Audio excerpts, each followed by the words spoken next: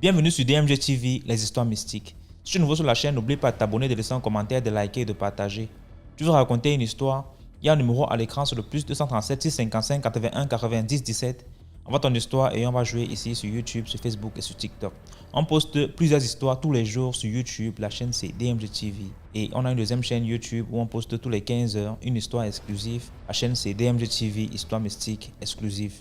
Donc n'oubliez pas de vous abonner aussi de ce côté-là.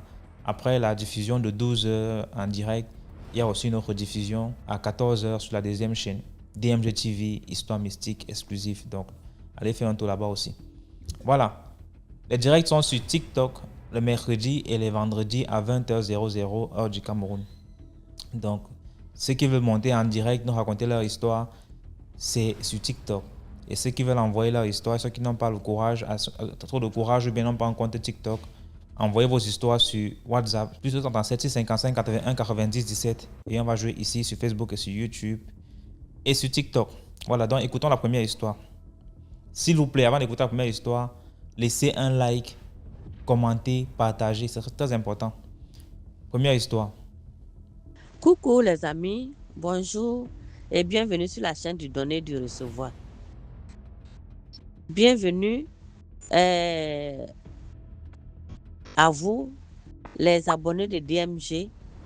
Je veux faire coucou à maman de Turquie, à notre reine de Nkumu, à mon frère Sagesse de Paul, à mon frère Léonidas, à mon frère Mambassa, à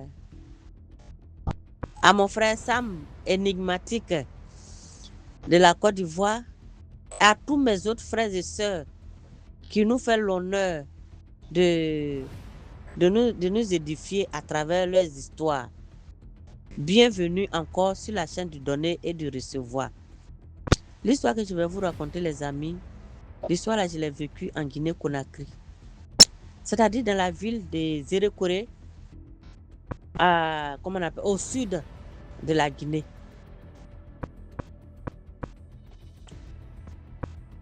Dans la région forestière, à Zérékoré. Donc, j'étais allée chez ma petite sœur dans la ville de Zérékoré, en Guinée forestière.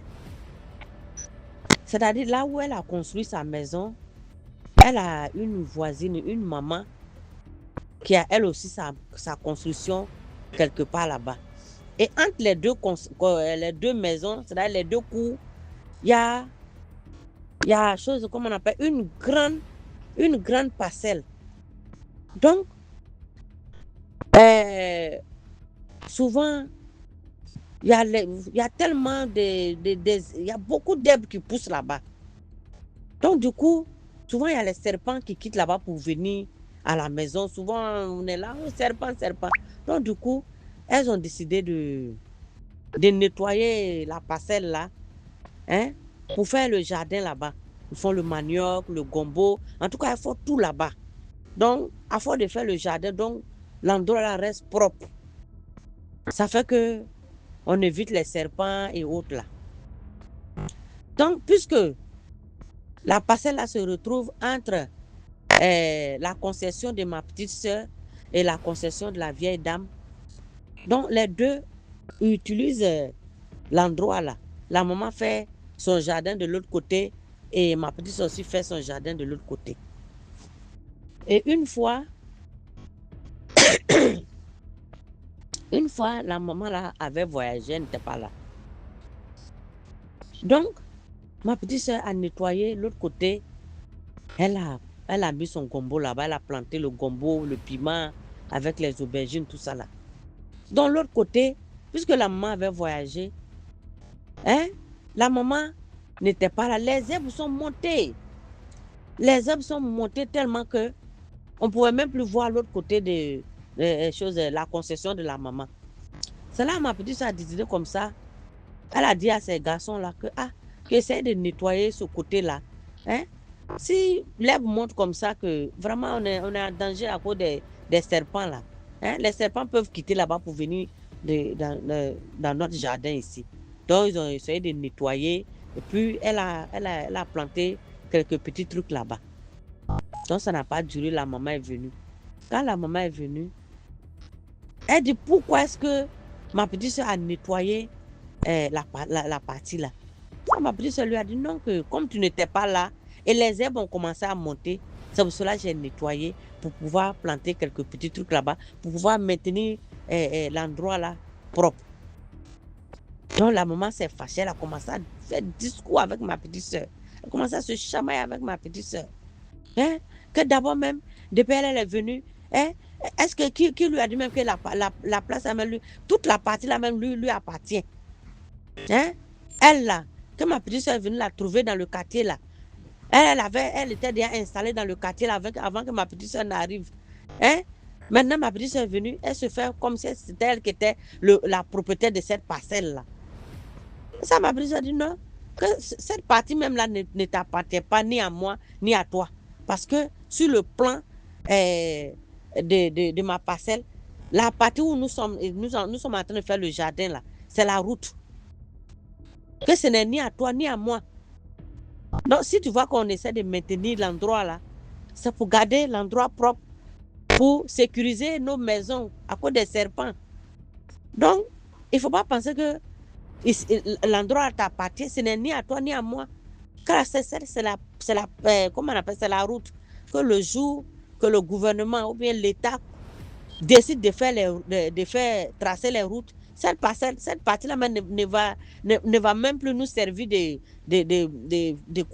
faire des jardins ou bien de faire quoi que ce soit. Que ça serait la route. La maman là s'est fâchée, elle a chamaillé, que c'est pour elle. Que la parcelle lui appartient.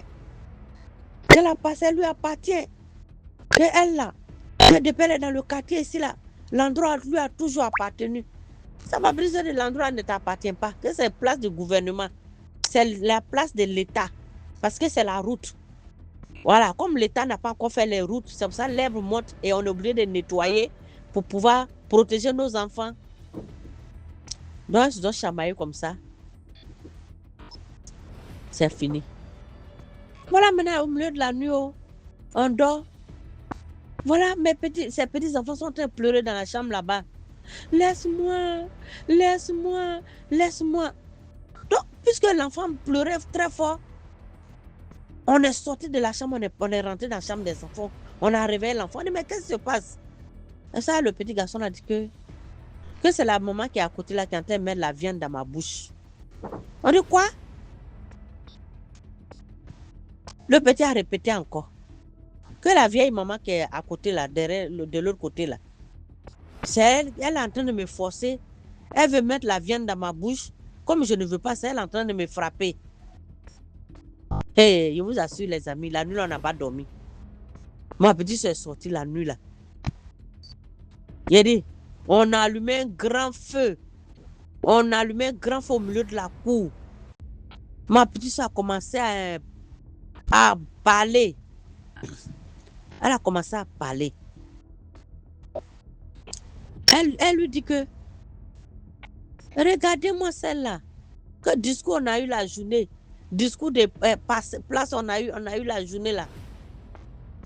Comment ça se fait maintenant que tu viens, tu rentres dans la maison, tu veux mettre la viande dans la bouche de mes petits-enfants? Est-ce que le discours qu'on a eu là, ça a quoi à voir les enfants? Je vous assure les amis, ma petite soeur a parlé. Ma petite soeur a parlé. Ma petite soeur a parlé. Et ma petite soeur l'a garandé. Ma petite soeur l'a menacé. Qu'à partir d'aujourd'hui, si tu ne laisses pas mes petits-enfants tranquilles, que moi-même là, que tu me laisses tranquille, tu laisses mes petits-enfants tranquilles. Que nous, on n'a rien à voir dans ce que tu fais. Pour prendre des places, on a discuté la journée là. Pour cela, tu vas venir empêcher mes petits-enfants de dormir. Ma petite soeur l'a menacé. Ma petite soeur a parlé. Je vous assure. De 4h du matin jusqu'à 6h. Ma petite soeur a parlé jusqu'à matin. Vous voyez? Maintenant, malgré ça, moi, j'ai fini mon séjour. Je suis revenue en Côte d'Ivoire. Maintenant, j'étais là. Ma petite soeur m'appelle. Elle me dit, hé, grande soeur, ça ne va pas. Parce que les deux petits-enfants de ma petite soeur, il y avait un garçon et une fille. Maintenant, c'est la fille là qui ne se portait pas bien, qui n'allait pas bien du tout. qui n'allait pas bien du tout. Donc, cela m'a poussé à dire, ah, que vraiment, je vais prendre l'enfant là pour l'envoyer chez toi. Je vais aller la secourir, je vais la déplacer pour l'envoyer chez toi. Il dit, il n'y a pas de problème. Donc, elle a pris l'enfant, elle l'a envoyé chez moi ici en Côte d'Ivoire. Et donc, je prenais la petite pour aller à la prière, on partait à la prière. Un jour, j'ai pris la petite, nous sommes allés à la prière. C'est là le pasteur qui était là ce jour. Il a regardé l'enfant, il a dit, hé, la petite là, on veut l'initier à la sorcellerie. Mais tellement que son esprit est fort, qu'on n'arrive pas, c'est pour ça qu'on la rend malade. Vous voyez? Donc, ça veut dire que depuis la vieille, là, malgré ma soeur l'a menacée là, elle n'arrivait plus à atteindre le petit garçon. Mais c'est la petite fille là qu'elle réussissait à fatiguer. Donc la petite est restée chez moi. On a prié jusqu'à ce qu'elle retrouve la guérison et qu'elle soit délivrée. Et puis après, sa grand-mère est venue la prendre et puis elles sont retournées en Guinée. Vous voyez les amis. Donc vraiment, c'est ce que j'ai vécu en Guinée et que je voulais partager avec vous. Partagez, likez et commentez. Et à très bientôt pour de nouvelles histoires. Merci beaucoup pour l'histoire. Maintenant, on va écouter la deuxième histoire. Coucou la grande famille DMG, j'espère vraiment que vous allez tous très bien. C'est vrai que ça fait quand même assez longtemps, mais vous avez reconnu la voix. Ici Sam, l'homme énigmatique en provenance de la Côte d'Ivoire. Je reviens avec une nouvelle histoire intitulée La blessure mystique. Alors, avant toute chose, on n'oublie pas de nous abonner, de partager et de liker, mais aussi d'être à la une des informations. Alors, la grande famille DMG, je voudrais commencer mon histoire par dire comme ça que une blessure est une blessure, effectivement. Mais quand une blessure persiste jusqu'à un certain niveau, là, automatiquement, on doit se poser des bonnes questions pour savoir qu'est-ce qui peut bien être à la base de cette blessure. Parce qu'il y a beaucoup d'intervenants ou d'intervenantes ici qui nous expliquent qu'il y a des maladies que l'on acquiert mystiquement. Alors, nous commençons l'histoire par donner un nom d'emprunt à notre personnage qui s'appelle Paul. Paul provenait d'une famille vraiment très pauvre. Faudrait pas qu'on se cache ça. Maman, elle était obligée de vendre parfois des beignets en bordure de route. Papa, lui, travaillait juste, il était un sous-traiteur des bâtiments. Et malgré ce petit boulot qu'il faisait pour se débrouiller là, il lui arrivait vraiment beaucoup des fois de boire beaucoup. Il consommait beaucoup d'alcool et ce qu'il buvait, ce n'était pas des boissons vraiment recommandées, ou des boissons, on devrait dire, recommandables.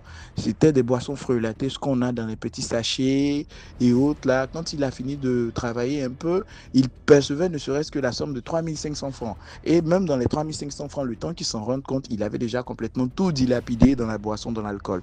Bon, c'est tellement que psychologiquement, il était affecté par la situation. Quant à la mère, elle faisait de son mieux pour vendre un peu des beignets, mais c'était vraiment compliqué, très dur. Parfois, il arrivait même que tout ce qu'elle vendait, la personne ne voulait acheter. Et le petit Paul va voir toutes ces difficultés que présentent ses parents là et va décider de se donner à fond. Ça, on va dire que son élévation va commencer lors de l'ouverture d'un petit concours de littérature où il va décider de présenter juste un petit texte. Et contre toute attente, les membres du jury vont approuver le texte. Ils vont décider comme ça de le produire, puisqu'il avait déjà les textes emmagasinés plus tard. Donc, ils vont décider de le produire et de lui accorder un suivi pour qu'il essaye de se lever, de grandir, intellectuellement parlant, tout ça. Et vous connaissez généralement les remises de prix. Quand on donne les remises de prix, il y a toujours une certaine somme qui va avec.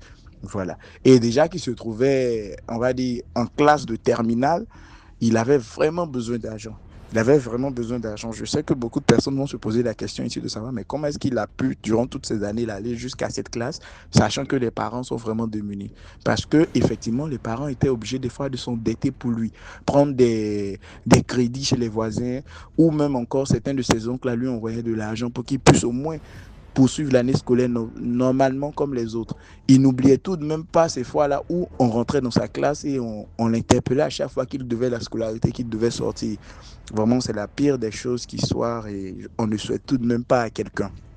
Alors, c'est comme ça que, après avoir reçu le prix et après avoir reçu la somme d'argent, il va informer ses parents. Mais vous connaissez déjà le penchant mauvais du père. ayant un certain goût déplacé pour l'alcool, va dire, mais on peut utiliser cet argent pour ouvrir, pourquoi pas, un maquis, un bistrot. La mère va dire, non, pas de question. Cet argent-là, il revient à l'enfant et on va l'utiliser pour finaliser ses études. Voilà. Donc, les deux ne seraient pas d'accord, mais la mère va persister que elle, ce qui prime avant tout, c'est la réussite de son enfant. Et c'est comme ça qu'elle va utiliser une partie de cet argent-là, qu'elle va aller finaliser la scolarité de l'enfant, payer tout ce qui manque en matière de documents didactiques et autres. Et le reste de cet argent-là, elle va utiliser ça pour essayer d'agrandir un peu son commerce. Voilà. Disons simplement qu'elle a eu une idée. Elle va vendre maintenant de la bouillie, des beignets le matin et dans l'après-midi, elle va décider de vendre un peu des haricots. Donc c'est un peu comme ça, en faisant ça, qu'elle va commencer à s'en sortir très vite. Mais le jeune homme, comme toute attente, après avoir bossé de manière ardue et difficilement, finira par obtenir son examen du baccalauréat. Waouh! Ce qui fera l'effet d'une bombe pour la famille. Ils seront tout de même contents qu'au moins l'un de leurs enfants a reçu l'examen, puisque depuis des années antérieures, ils avaient cette sensation-là qu'il s'agissait un peu d'une malédiction familiale. Personne dans la famille ne pouvait même avoir l'examen du BEPC, encore moins l'examen du bac. Et déjà que Paul l'a fait, c'est déjà un grand pas. Alors, nous sommes déjà à la période des grandes fêtes de fin d'année et ce qui annonce ouvertement et jovialement la venue des grandes vacances aussi, puisqu'il venait d'avoir son bac. Donc, le temps qu'il soit ensuite inscrit à l'université, il avait d'ailleurs tout le temps. Mais voilà que lors d'une fête, il va décider de se rendre chez l'un de ses amis pour essayer de fêter ensemble, partager en fait cette joie-là. Il va se préparer. Très tôt le matin, il se réveille, il commence à laver ses vêtements, ses chaussures et autres. Et la maison comporte ce qu'on appelle des cadres. Vous voyez, il y a des cadres sur lesquels on arrive à accrocher des paraboles, je dirais. Les paraboles de Canal+, les décodeurs et autres là. Alors, il faut s'appuyer sur cette rambade-là, sur ce fer-là pour pouvoir positionner les chaussures juste au-dessus, vous voyez. Et en faisant ça, il prend vraiment d'énormes risques, hein. Il a fini de faire tout ce qu'il avait à faire et il était couché dans sa chambre en train de lire, comme à son accoutumier, un livre. Voilà que soudainement la pluie commence à s'abattre sur la petite ville où il se trouvait. Précipitamment, il se lève et court. Et on va dire quoi, dans l'engouement des choses, dans la précipitation, il grimpe, il attrape la rambade et pendant qu'il veut essayer de retirer ses chaussures de la toiture, il trébuche sur le fer et là, il tombe complètement sur le portail. Vous voyez la famille DMG. Le portail, il y a certains portails dont je sais pas, le dessus est un peu sous forme de dents en croc. Je sais pas si on connaît ça. Pour éviter que des personnes escaladent parfois à la clôture ou le portail, on met des choses un peu piquant, voilà. Et c'est là qu'il va tomber complètement dessus. Au niveau de son épaule gauche, ça va le pénétrer du fin fond jusqu'à l'intérieur. Et avec ça, il va se retirer du portail et il va tomber. Mais puisqu'il se faisait un peu tard et qu'il a une légère douleur, il va se dire, bon, c'est pas bien grave. Il va se laver quand même, s'habiller et il va essayer de nettoyer la blessure comme il pouvait, toutefois ignorant que la blessure était profonde. Il va s'habiller et il va partir. Alors, une fois arrivé chez son ami, la fête bat en son plein et ils sont là, ils sont heureux, tout ça. Et puis ils mangent, ils boivent un peu d'alcool, ils profitent pleinement de la soirée. Mais voilà que son meilleur ami, d'un signe de la main, lui fait signe pour lui dire que il pense qu'il y a du sang qui coule légèrement au niveau de son épaule gauche. Et en regardant de près, il voit que effectivement la chemise est tachée légèrement, pas grandement, mais légèrement. Donc ce dernier va dans les toilettes pour essayer de se nettoyer rapidement et il découvre que voilà, il y a le sang qui sort comme ça, la blessure est là. Bon, il décide de rentrer à la maison, son meilleur ami décide de le raccompagner. Arrivé à la maison, sa mère, automatiquement prise de peur en découvrant cela, va décider de chauffer de l'eau et appliquer légèrement dessus. Vous voyez un peu comme nos mamans, là, elles ont pour habitude de nettoyer les blessures. Voilà. Donc, elle nettoie la blessure là, de côté, de gauche à droite. Et puis voilà que le lendemain, on attend pour aller à l'hôpital, mais l'enfant ne peut pas bouger. Ce dernier-là ne peut pas bouger, encore même bouger le bras. C'est comme complètement la partie gauche est paralysée. En bougeant, ne serait-ce que le pied, il a l'impression qu'on lui tord le bras ou qu'on veut lui déboîter complètement l'épaule. Et c'est comme ça que ils vont décider d'aller à l'hôpital. En allant à l'hôpital, ils vont demander à la famille de faire des examens, une radio pour s'assurer qu'il n'y a pas eu de blessure au niveau du poumon. Le poumon n'a pas été perforé. Et Fort heureusement, les résultats d'examen diront que non, le poumon n'a pas été touché, la respiration, tout va bien, c'est seulement la blessure. Et quand il va revenir à la maison, ils vont quand même faire des injections pour les blessures de tétanos et autres, tout ça, voilà. Et il va acheter des médicaments, ils achèteront tout ce qu'il y a à faire pour suivre le traitement normalement. Mais une fois de retour à la maison, on remarque que au milieu de la nuit, c'est comme si l'enfant avait l'impression, parce qu'il disait qu'il avait l'impression que quelqu'un prenait le doigt et introduisait à l'intérieur de sa blessure et tournait, mais il ne savait pas qui c'était. Et la mère, un peu perspicace, va dire au mari, est-ce qu'il ne s'agit pas en réalité de Umbo? Umbo, c'est qui?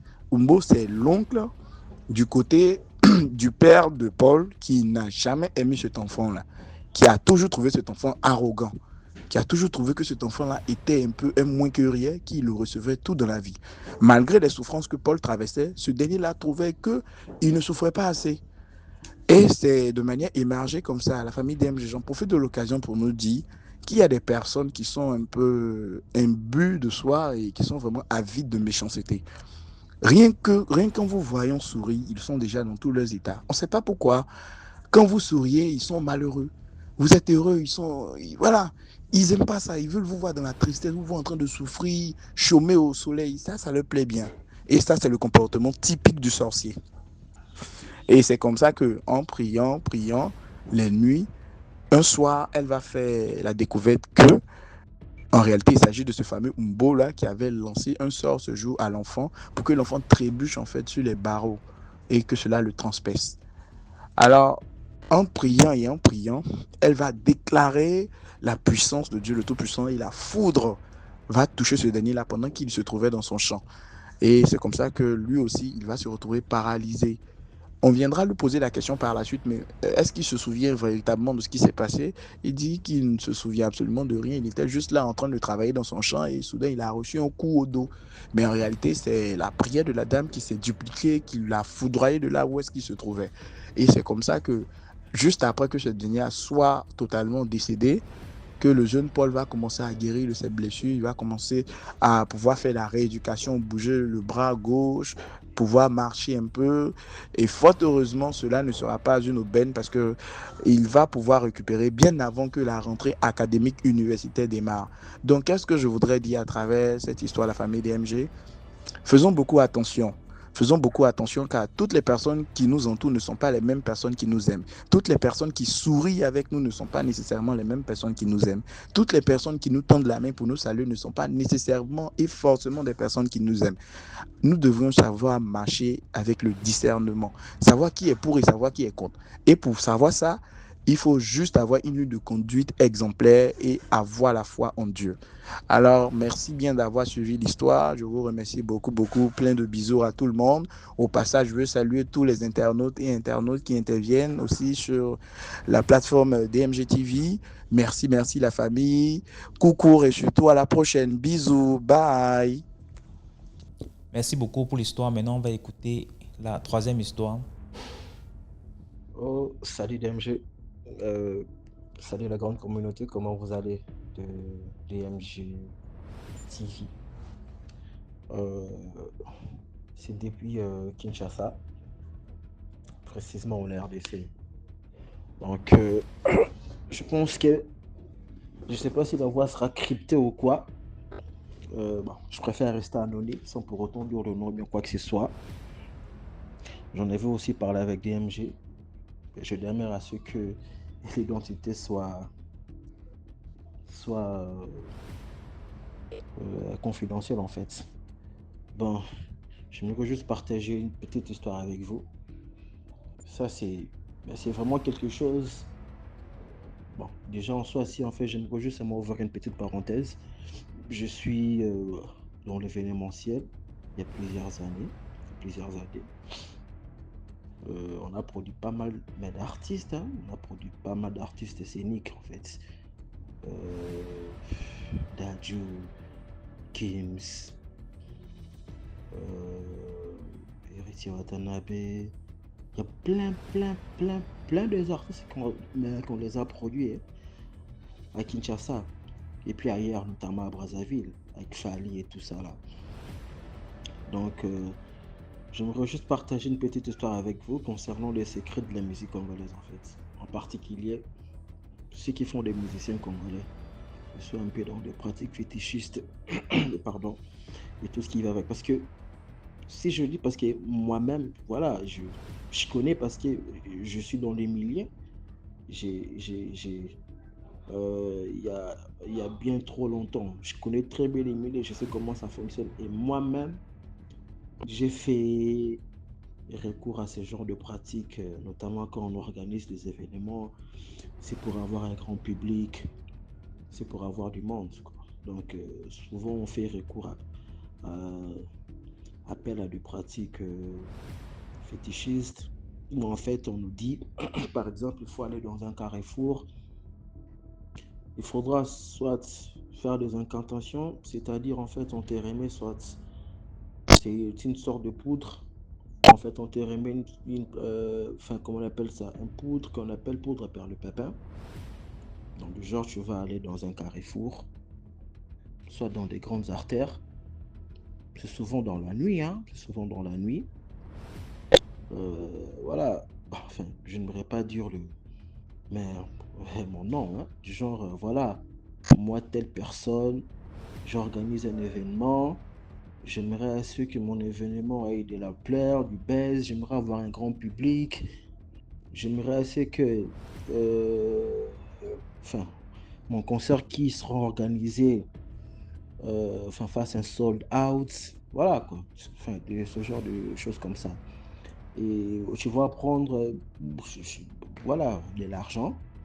En fait, tu le frottes avec ta peau. Donc, genre, tu le frottes avec ta peau. Et après, tu vas commencer à prononcer ces genres de paroles. Moi, telle personne, je vais organiser un tel événement qui aura lieu dans tel endroit. J'aimerais assez que enfin, mon événement enfin, fasse le sold out. J'aimerais avoir du monde et tout ça. Et après, à la fin, tu vas dire, la personne qui va prendre l'argent que je vais jeter, que ce soit le membre de ma famille, que ce soit mon fils, n'importe quelle personne. Bon, voilà. Donc, fin du moment où la personne ramassera l'argent que je vais jeter, puis la personne enfin, sera sacrifiée au détriment fin de l'événement qui fin, sera organisé. Donc, c'est la personne sacrifiée, en fait, c'est lui qui va enfin, carburer, quoi. En fait, le sacrifice de la personne fera en sorte que enfin, ton événement ait du buzz et que tu fasses sold out et que, en fait, il y ait enfin, de l'engouement, en quelque sorte. Et ben, c'est comme ça que ça se passe. Bon, ça, c'est juste moi une petite parenthèse, hein, parce que je l'ai déjà fait une ou deux fois.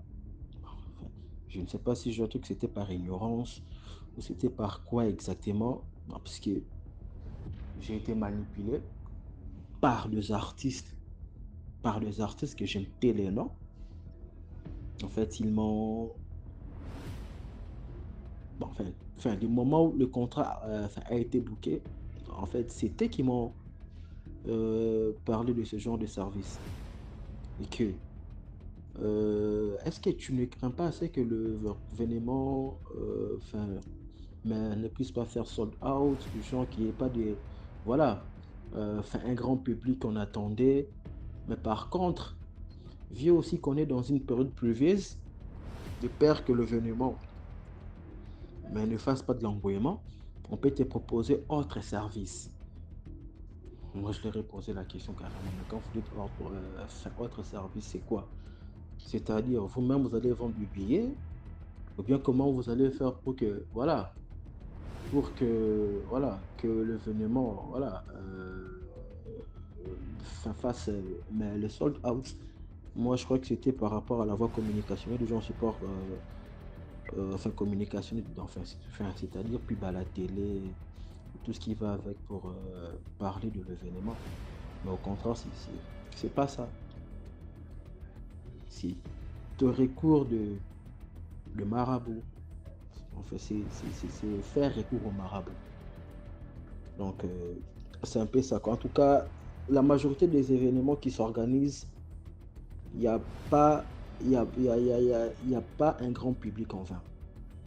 Donc c'est toujours accompagné par un flèche de retour.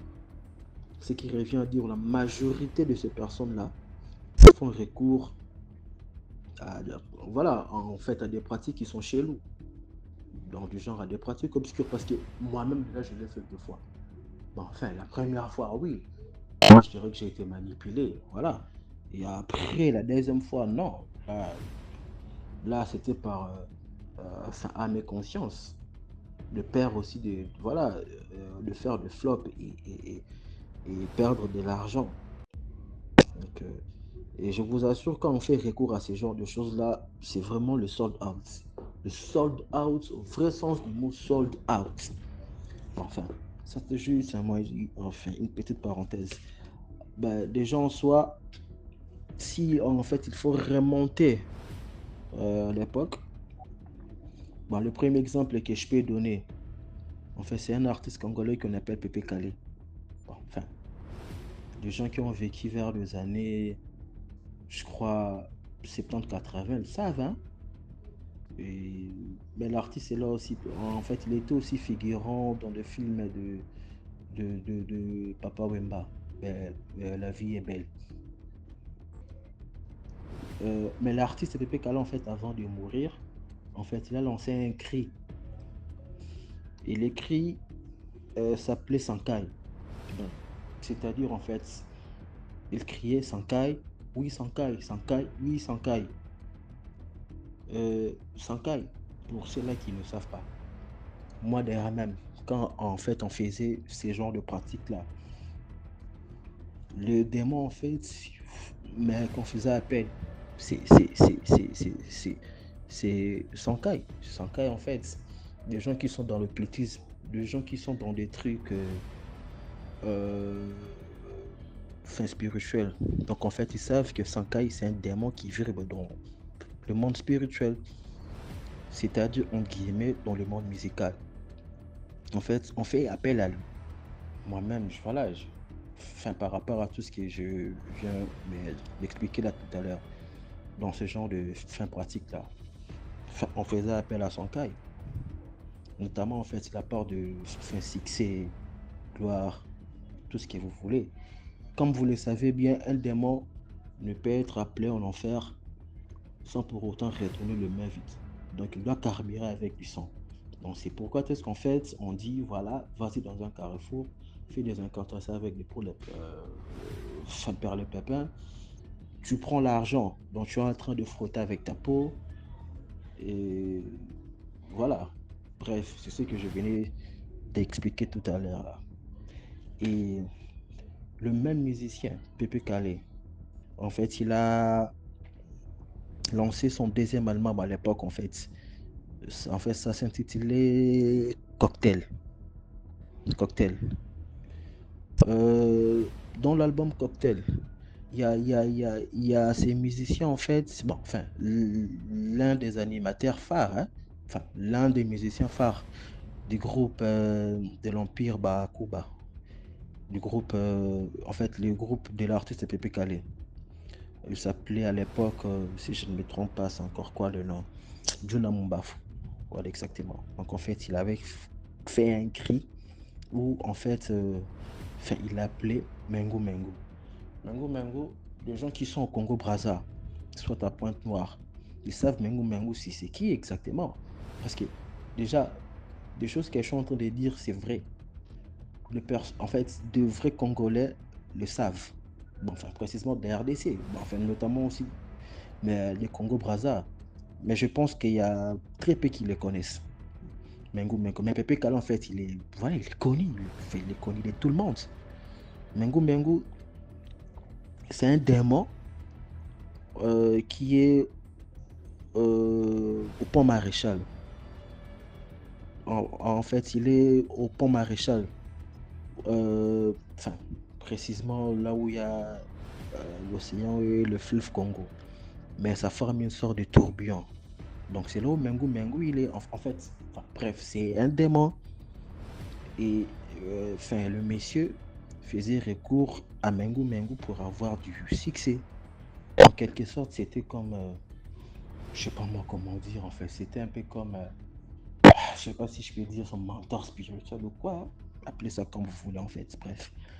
Et après en fait, il est décédé dans des conditions mystérieuses en fait. Pépé Kalele est décédé dans des conditions mystérieuses jusqu'au jour d'aujourd'hui. En fait, on ne sait pas exactement de quoi est-ce qu'il est mort. D'une crise cardiaque. En fait, il s'est enfermé dans la chambre. Il a fait une décorporation corporelle. Enfin, voyage astral. Et après, il n'est plus revenu. Et après, c'est qu'il se disait. Donc, en fait, il avait une plaie. Et il y avait des esquimaux qui sortaient à tout moment. Ça ne se cicatrisait pas. Donc, voilà. Et il y a aussi exactement un musicien congolais. Enfin, qu'on appelle, bref, enfin, qu'on appelle Zaiko, Zaiko Langalang. Là, je crois qu'au Cameroun aussi, enfin, vous connaissez bien cet artiste, Zaiko, Zaiko Langalang. Zaiko, en fait, en fait, il a fait un cri. En fait, il a fait un cri. Et en fait, tout ce que je suis en train de dire là, c'est vérifiable, hein. C'est vérifiable. Quand je dis c'est vérifiable, il y a des personnes qui écoutent la musique de Zaïko quand je cite telle ou telle chanson, en fait, fin, ils se reconnaissent. Enfin, ils se disent, ah ok, là, tu as raison. Cette chanson-là, je connais. D'ailleurs, il a dit ça, il a dit ça. Mais comment est-ce que j'ai pas pu faire attention? Enfin, on est envoûté ou quoi? C'est ça exactement. Zaïko, en fait, il a fait un cri où, en fait, il disait, bon, je sais pas si c'est en Kikongo, hein. Je crois l'un de, c'est parmi les dialectes de notre pays, hein. Bon, je ne sais pas si c'est en Kikongo ou bien si c'est en quel dialecte, mais c'est seulement dans le dialecte euh, de RDC. Donc en fait, dans ces cris, en fait, il disait et ici et magie. Et après, en fait, il disait et souci côté et démon, là où qui dit. Chambombo, Chambombo. En fait, bon, je ne sais pas comment le traduire, puisque je ne suis pas trop côté dialecte. Vous voyez? Donc, en fait, il disait ici et magie. Après, et souci côté et badema bala ou qui dit Chambombo, Chambombo. Mais je peux même aussi t'envoyer l'extrait de la chanson, hein. C'est vérifiable sur fin YouTube. Le même artiste est Zaiko. En fait, je crois bien durant plus. En fait, ça date, hein, mais ça date vraiment de très longtemps en fait. Ça date. En fait, son groupe, en fait, ils avaient perdu un artiste, l'un des artistes en fait. Mais je crois bien qu'il était côté guitare basse en fait. Il s'appelait Tino Barroza. Enfin, il s'appelait Tino Barroza. L'artiste, en fait, on l'a enterré au cimetière de Kitambo. Donc, on l'a enterré au cimetière de Kitambo. Bon, enfin, c'est parmi là aussi, en fait, on partait pour avoir voilà, mais des trucs et tout ça pour, faire du buzz lorsqu'on organise souvent des concerts et tout ça, là. En fait, à l'époque, en fait, ils avaient perdu un artiste qu'on appelait Tino Barroza. Je crois bien qu'il était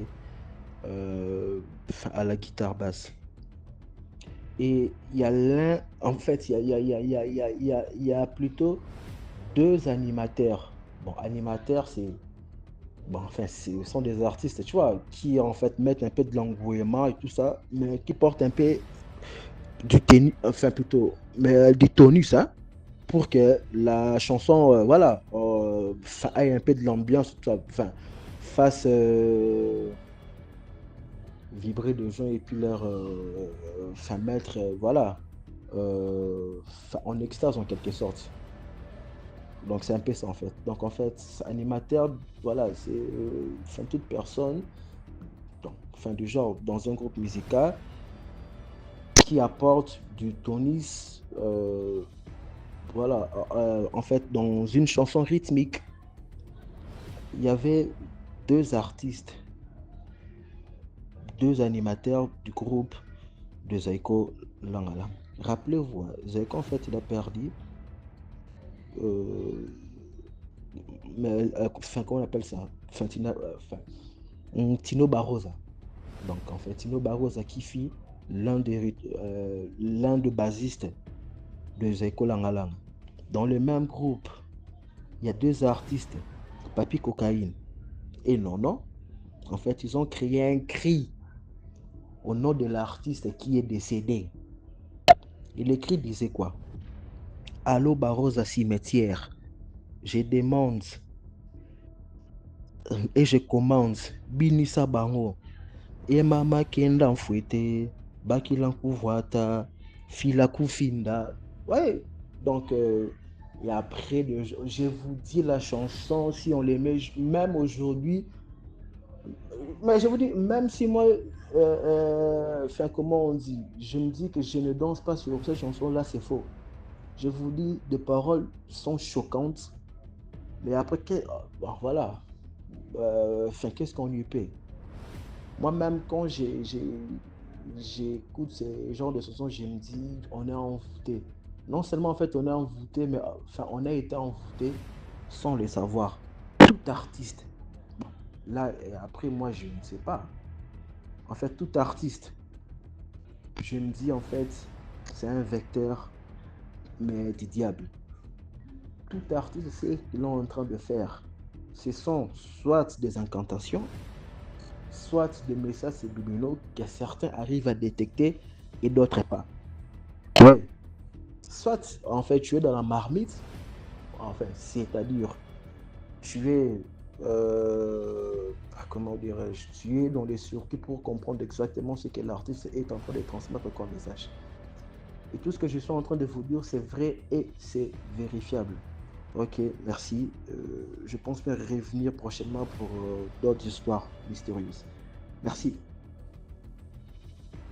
Merci beaucoup pour l'histoire. Maintenant, on va écouter la quatrième histoire. Salut DMG TV. Salut à toute la famille de DMG TV, les auditeurs et auditrices. Sans oublier également les narrateurs, particulièrement la sagesse de Paul, guerrier de Dieu, l'homme de l'ombre. À tout le monde. Je m'appelle, je vais prendre un nom fictif, l'enfant Renoir, le décarissé. Donc, je suis de nationalité tchadienne. Et à l'instant T, je vous envoie ce voice depuis la capitale tchadienne, N'Djamena. Sans plus tarder, je vais vous raconter cette histoire mystique, une courte histoire, où je pense qu'elle aidera quand même bon nombre de personnes à rester vigilants. DMG c'est une émission d'éveil, une émission qui nous aide à rester sur nos gardes. Je vous encourage à aller de l'avant, DMG. Cette histoire que je vais vous raconter s'est déroulée dans un village du Tchad. Dans ce village X, il y a un homme, un homme qui a foi en Dieu. Bon, c'est un homme, je peux dire un homme qui croit en Dieu, certes. Et donc, l'homme a beaucoup de champs, il a fait des travaux champêtres. Je peux dire qu'il est même béni, quoi. Donc, à chaque fois qu'il laboure et à chaque récolte, il ne récolte que des tas de sacs. Et dans tout le village, il n'a pas de concurrent, quoi. Comme je peux me le permettre le terme, il n'y a pas son deux. Donc cet homme est celui-là où, à presque toutes les saisons de récolte, il est celui-là qui en récolte beaucoup. Et là, ça a sémé un peu de jalousie dans la communauté. Et beaucoup de gens sont contre lui et ça fait qu'on parle beaucoup plus de lui. Jusqu'à même dans les horizons des villages voisins. Donc il a eu une renommée très grande. Et certains de ses amis, les proches parents, les proches amis, Qui dit amis parle beaucoup plus des meilleurs amis et autres. Ceux qui sont proches de toi, ils connaissent beaucoup. Ils en savent beaucoup de toi. Donc, par complicité avec un de ses amis, à l'approche de la saison, ils sont allés dans ces travaux champêtres pour aller enterrer un fétiche. Et donc là, quand la saison a commencé, l'homme s'est rendu dans son champ pour pouvoir faire le défrichage et lancer sa campagne culturelle. Et à la au premier coup de houe sur le sol, le sable du sol est versé dans ses yeux, quoi.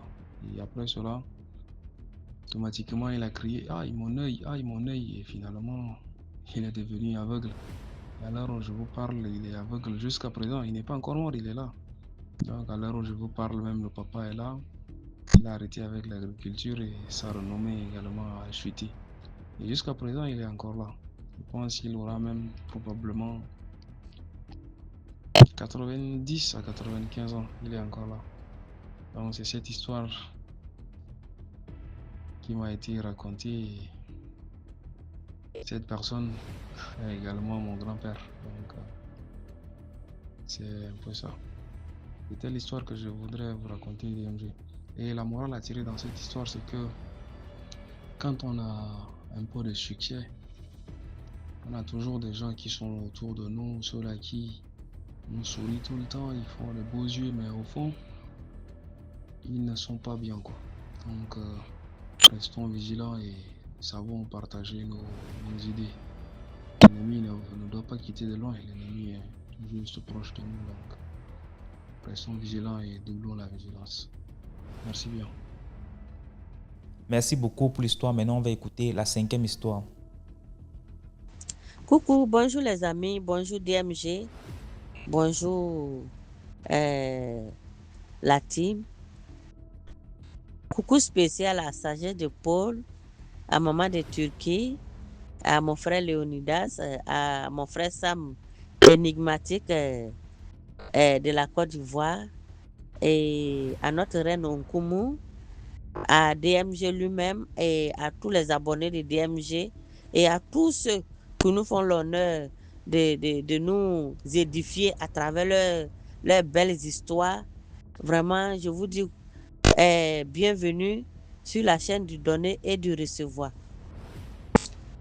Les amis, l'histoire que je vais vous raconter ce matin, l'histoire là m'a été racontée par un vieux Burkinabé, un voisin. Dans le temps, on habitait ensemble. Le vieux là, c'est-à-dire que le vieux nous expliquait comme ça que quand un homme nous aborde, il ne faut pas parler mal à ce dernier-là. Il ne faut pas l'insulter, il ne faut pas l'humilier. Et que lui, dans son village au Burkina, c'était un jour de marché. Il dit que il y avait une belle jeune dame, une très belle jeune fille, qui avait une très belle forme, une forme qui était jolie, avec un joli teint noir. Que le vieux là, au marché, le vieux lui dit, ah, tu seras tu seras ma femme. Je vais te marier, tu seras ma femme. Et ça, la jeune fille a dit au vieux, toi vieux comme ça là, en plus tu as mangé la cola, toute ta bouche est rouge, et puis tu vas venir me dire que moi je suis ta femme. Moi, je vais faire quoi avec toi? Toi, vieux fatigué comme ça, je vais faire quoi avec toi? On dit la jeune fille a humilié le vieux devant ses clients en plein marché. Donc, quand elle a fini de dire ça, elle a donné dos, elle partait. Et tout d'un coup, le vieux Burkinabé dit tout d'un coup, la partie intime de la jeune fille s'est retrouvée au milieu de son front. La partie intime, sa partie intime là, s'est retrouvée au milieu de son front, en plein marché. Tous ceux qui la voient commencent à courir. Tous ceux qui la voient commencent à courir. C'est du jamais vu. C'est du jamais vu. C'était effrayant. Donc ça courait de partout. Les gens lui disent, mais qu'est-ce que tu as sur le visage comme ça? Qu'est-ce que tu as sur le... On dit, mais elle dit, non, mais je n'ai rien. On dit, non, non, regarde, qu'est-ce que tu as sur le visage? Quand elle-même s'est rendue compte, elle a commencé à courir, à aller se cacher. Donc c'est là les parents maintenant, ils ont commencé à aller voir les voyants pour voir qu'est-ce qui s'est passé avec leur enfant. C'est là on leur a dit non que l'enfant là c'est, comment on appelle, elle a humilié un vieillard au village, au marché. Et que c'est ce vieillard là qui lui a fait ça. Et donc quand ils ont demandé à la fille, elle dit oui, elle a reconnu qu'effectivement c'est ce qui s'est passé. Donc ils sont allés voir le vieillard pour lui demander pardon, vraiment de la guérir, qu'il revienne vraiment à des meilleurs sentiments pour restaurer son visage. Et donc le vieux a dit que la seule condition qu'elle a, c'est qu'il se marie à elle. Pour qu'elle retrouve son visage normal. La condition là, c'est de l'épouser. Donc, de gré ou de force, elle a épousé le vieillard. Elle a épousé le vieillard. Donc, c'est là, le vieux nous disait que ce n'était pas bon d'humilier des personnes qui nous approchent ou bien d'humilier des personnes qui nous font choses. Donc, c'est le lieu de rappeler encore à nos filles, à nos jeunes sœurs, à nos jeunes enfants, de savoir parler à des personnes qui les abordent. Voilà. Donc, c'était l'histoire qui était là. Likez, partagez et commentez. Et à très bientôt pour d'autres histoires. Merci beaucoup pour l'histoire. Maintenant, on va écouter la 6e histoire. Coucou, bonjour la grande famille DMG. J'espère vraiment que nous allons tous très bien. Par ma voix, veuillez recevoir déjà les bons préparatifs de la fête de Noël et aussi du Nouvel An. Alors, vous avez reconnu la voix. Ici, Sam, l'homme énigmatique sans voix en provenance de la Côte d'Ivoire. Je viens avec une nouvelle histoire intitulée Le tapis mystique. Avant de poursuivre l'histoire, je voudrais vraiment que nous partagions, nous abonnons, nous likons et nous commentons. Voilà. Alors, merci la famille DMG pour votre disponibilité et top, on commence l'histoire. Alors, le tapis mystique, de quoi s'agit-il? La famille DMG, nous devons vraiment faire attention à ces nouveaux TikTokers qui sont sur le net et autres là. Il y a un homme qu'on va surnommer Monsieur Zakaria.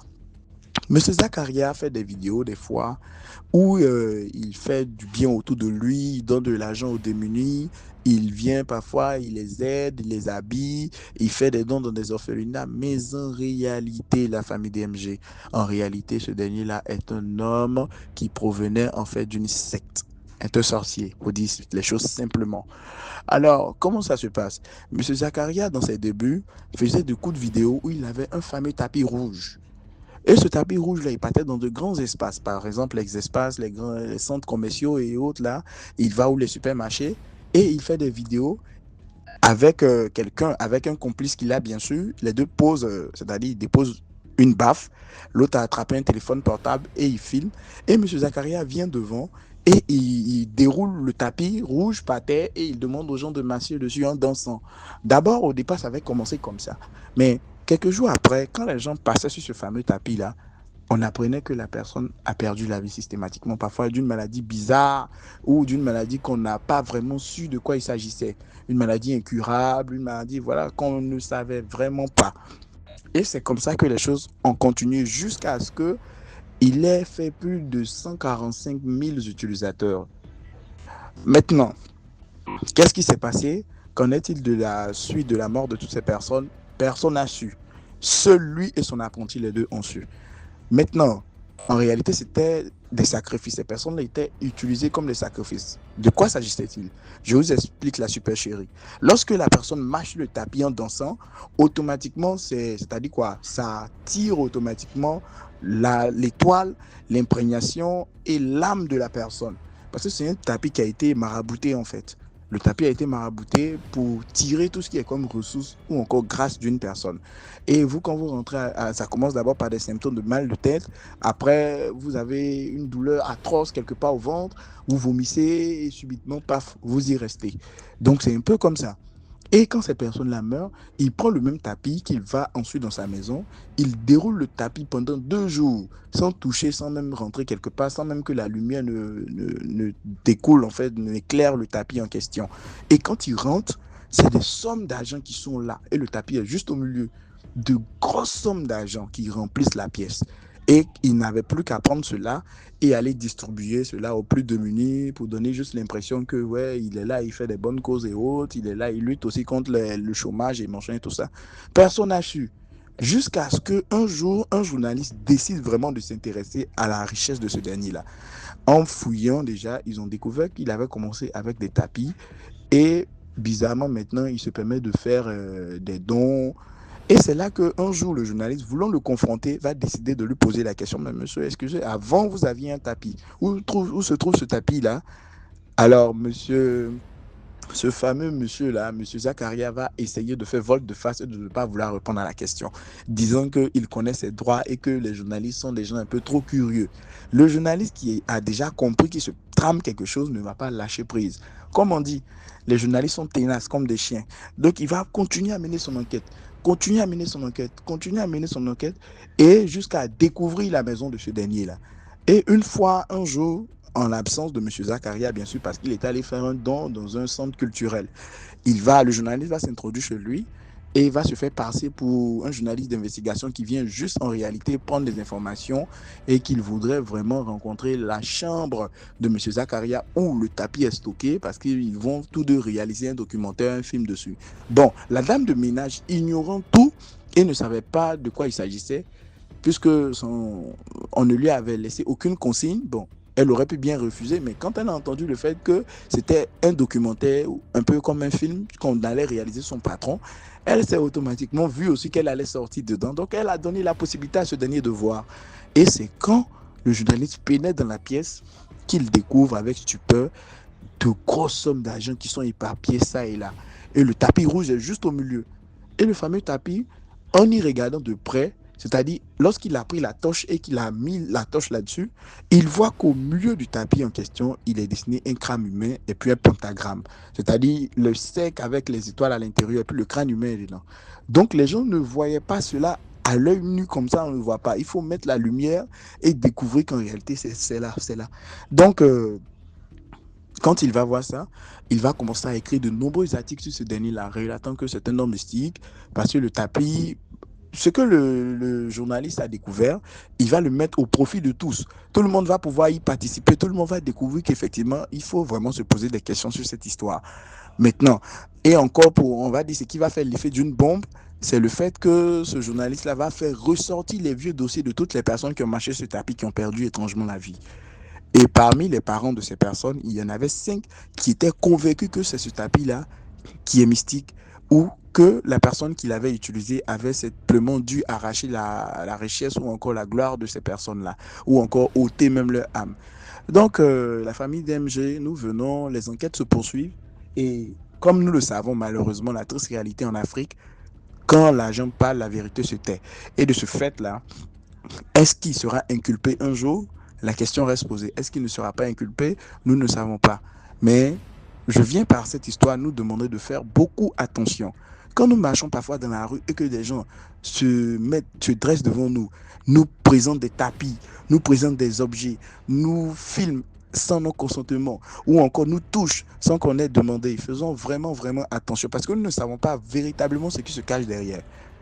Et nous ne savons pas non plus ce que ces personnes-là nous décèlent ou nous réservent. Donc soyons vraiment sur nos gardes et évitons au maximum de faire des vagues. Soyons concentrés.